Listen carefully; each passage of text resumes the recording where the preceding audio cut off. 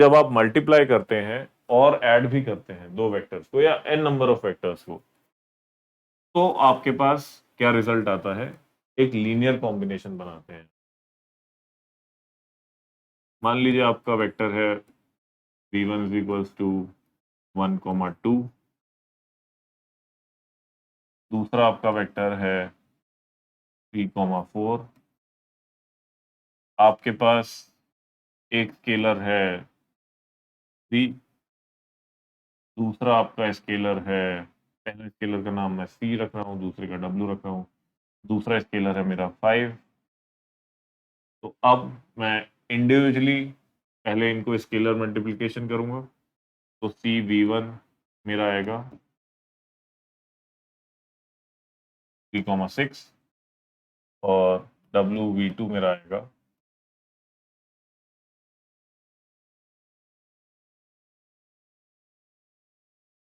अब मैं इन्हीं दोनों को अगर ऐड कर दूं तो मेरे पास बनेगा CV1 plus WV2 equals to E plus 15 और 6 प्लस 20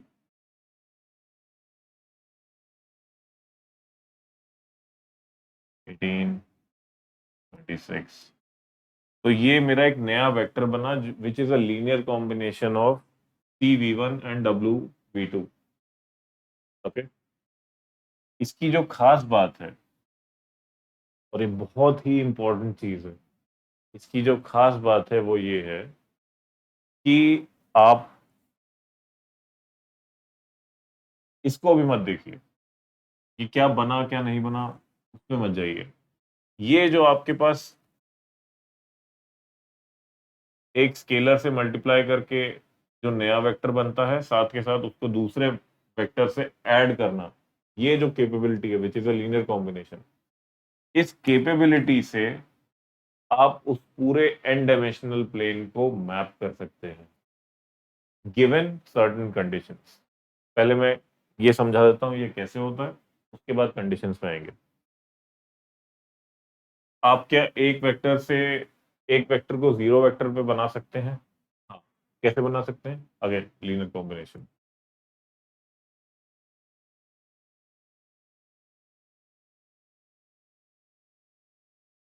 जीरो वेक्टर, आपने क्या किया? आपके पास वेक्टर था v1, आपने v1 लिया, उसको ऐड किया -v1 से।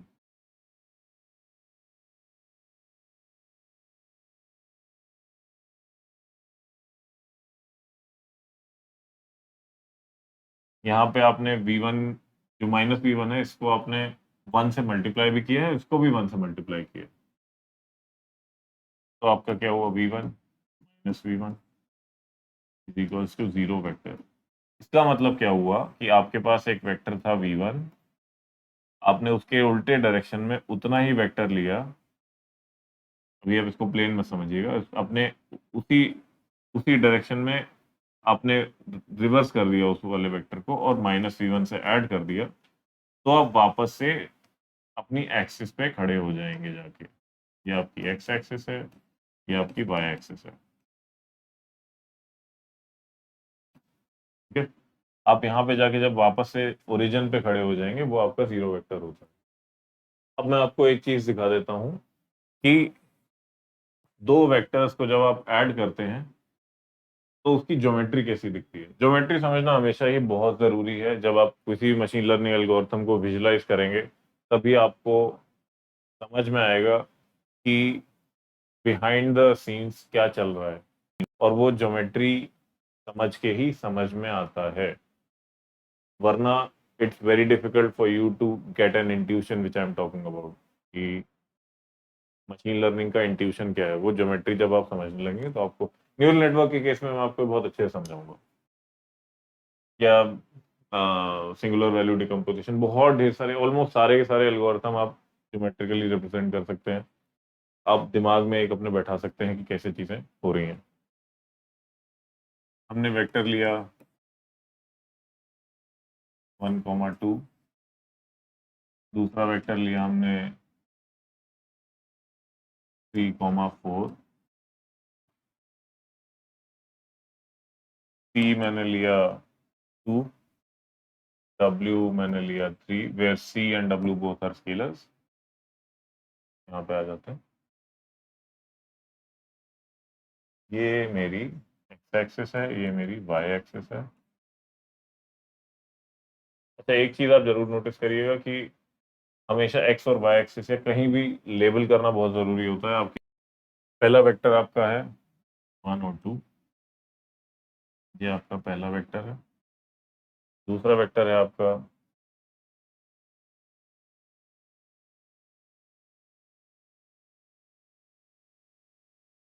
3 और 4।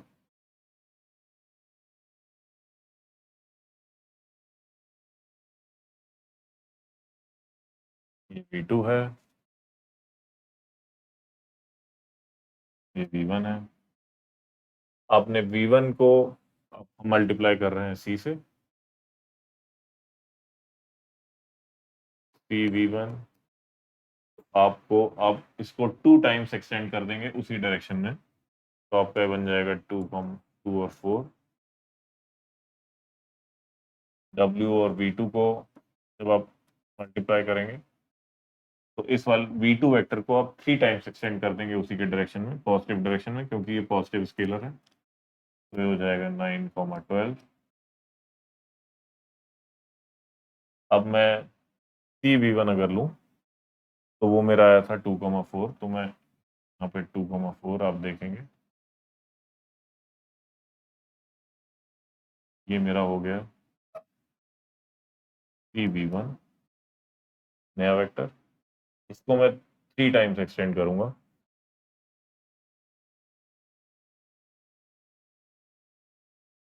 आप ऐसे भी देख सकते हैं कि किधर जाएगा। तो इसकी नई वैल्यू आ रही है 9 और 12। अगर यहाँ 11 है, 12 है कहीं पे, इसी को मैं यहाँ तक लेता हूँ।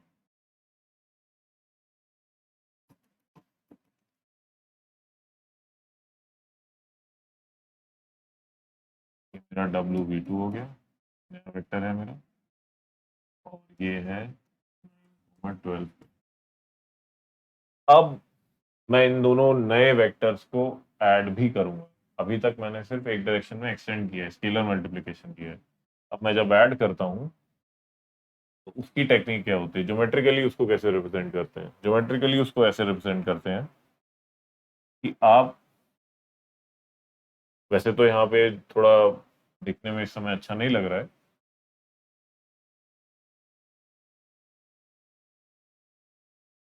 पर अगर हम जाएं, इंक लेते हैं,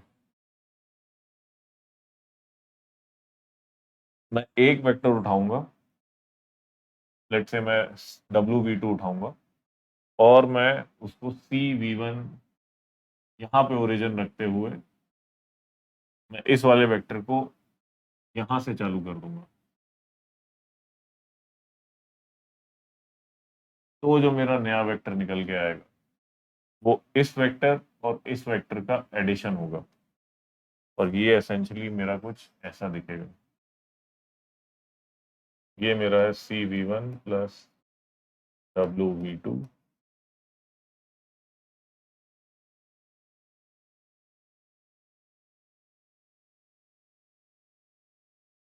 ये नया वेक्टर बना मेरा। जो मैं अभी एक बात बोल रहा था, लीनियर कॉम्बिनेशन जरूरी क्यों है। मैंने एक वेक्टर लिया ये, दूसरा वेक्टर मैंने लिया ये। अब मैं इन दोनों को ऐड करूंगा तो कुछ ऐसा बनेगा। ये एक वेक्टर बन गया, ठीक है। अब इसी के डायरेक्शन में मुझे अगर इस वाले पॉइंट पे पहुंचना है तो मैं क्या करूंगा, मैं इसको ज्यादा एक्सटेंड कर सकता हूँ यहाँ तक, उसी डायरेक्शन में। और जब एक ऐसा पॉइंट आएगा जब इसका डायरेक्शन आ जाएगा तो मैं यहाँ से चालू करके इसके डायरेक्शन में चालू करूंगा। और मेरे पास एक लिबर्टी है, वो लिबर्टी ये है कि मैं इसको कितना एक्सटेंड करूं, इस वाले वेक्टर को, और इस वाले वेक्टर को कितना एक्सटेंड करूं। वो मैं एक अप्रोप्रिएट स्केलर चूज करके एक्सटेंड कर सकता हूँ।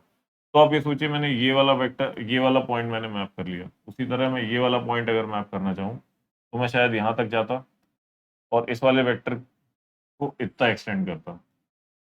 अब मुझे ये वाला पॉइंट मैप करना है, मैं यहाँ पे जाता और फिर इस वाले वेक्टर को यहाँ तक लाता। मेरी थोड़ी ड्राइंग इतनी अच्छी नहीं हो रही, पर यू कैन अंडरस्टैंड।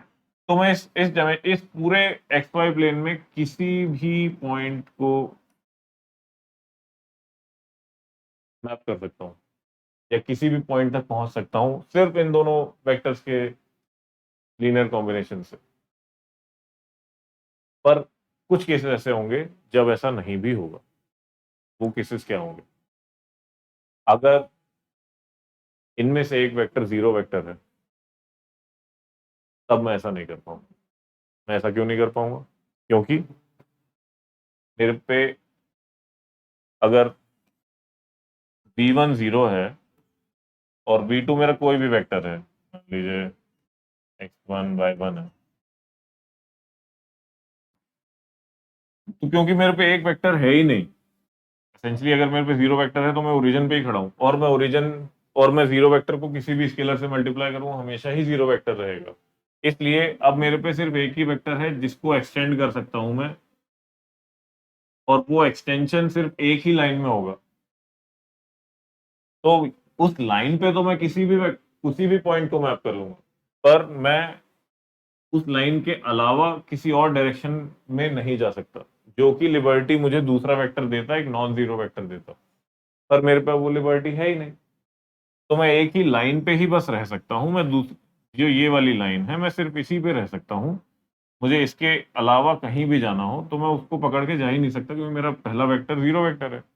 इसलिए अगर मेरा वेक्टर इनिशियली जीरो है, out of the two vectors which I am making a linear combination of, तो फिर मैं पूरे प्लेन को मैप नहीं कर पाऊंगा। दूसरा सिनेरियो ऐसा कब होगा? दूसरा सिनेरियो तब होगा जब मेरे पास चॉइस ऑफ स्केलर जीरो है, choice of one of the scalar zero है। अगर मैं ये कहता हूं कि C V one plus W we two, और इस पूरी इक्वेशन, इस पूरे लीनियर कॉम्बिनेशन से मुझे पूरा टू डायमेंशनल प्लेन मैप करना है, where v one and v two are both two dimensional plane. और मेरे पे एक कंस्ट्रेंट है कि सी हमेशा ही जीरो रहेगा। तो एसेंशियली मैं फिर से इसी वेक्टर पे तो रहा, क्योंकि सी को मैं वी वन से कभी मल्टीप्लाई करूंगा मैं हमेशा जीरो वेक्टर पे पहुंच जाऊंगा। तो अब मेरे पे सिर्फ क्या बचा? W we two. मैं अगेन सिर्फ एक लाइन पे ही जा सकता हूँ। तो ये दो केसेस ऐसे हैं जब मैं हमेशा किसी किसी भी पॉइंट को मैप नहीं कर सकता। एक और केस ऐसा होता है जब ऐसा नहीं किया जा सकता, जब आप किसी एक पर्टिकुलर वेक्टर जब आप एक पर्टिकुलर लीनियर कॉम्बिनेशन से नहीं पहुंच सकते किसी भी पॉइंट पे। वो तब होगा जब दोनों वेक्टर पैरेलल होंगे। दो वेक्टर पैरेलल तब होंगे जब एक vector is essentially scalar multiplication of another vector. Let's say v1 है मेरा 1,2 और v2 है मेरा 2,4, और v3 भी ले लेते हैं। v3 है मेरा 0.2, 0.4। अगर आप देखेंगे तो v2 is essentially 2 times of v1, v3 is essentially 0.2 times of v1। तो क्योंकि अभी v2 और v3 v1 के ही डायरेक्शन में चल रहे हैं, तो बस मैंने एक स्केलर से ही मल्टीप्लाई किया है, मैं एक्सटेंड या उसको रिड्यूस ही कर रहा हूँ उसकी लेंथ को। तो मैं एक लाइन पे ही तो खड़ा रहा। मैं अगर लाइन पे ही खड़ा रहा तो उसके बाद बात ये हुई कि मैं दूसरे डायरेक्शन पे तो जा ही नहीं पाया। और अगर मैं एक डायरेक्शन से दूसरे डायरेक्शन पे नहीं जा पा रहा, जैसा कि मैंने यहाँ पे समझाया था, एक डायरेक्शन से दूसरे डायरेक्शन पे नहीं जा पा रहा, एक ही लाइन पे एक्सटेंड कर रहा हूँ, तो मैं पूरे एक्स वाई प्लेन को मैप नहीं कर पाऊंगा। मैं सिर्फ उस लाइन को मैप कर पाऊंगा। तो ये है हमारा लीनियर कॉम्बिनेशन का कॉन्सेप्ट। ये बहुत ज़रूरी है, ये आगे चल के बहुत जगह आएगा। तो ये भले ही मैंने इस पे ज़्यादा टाइम लिया है, पर इसको आप बहुत अच्छे से समझने की कोशिश करिए।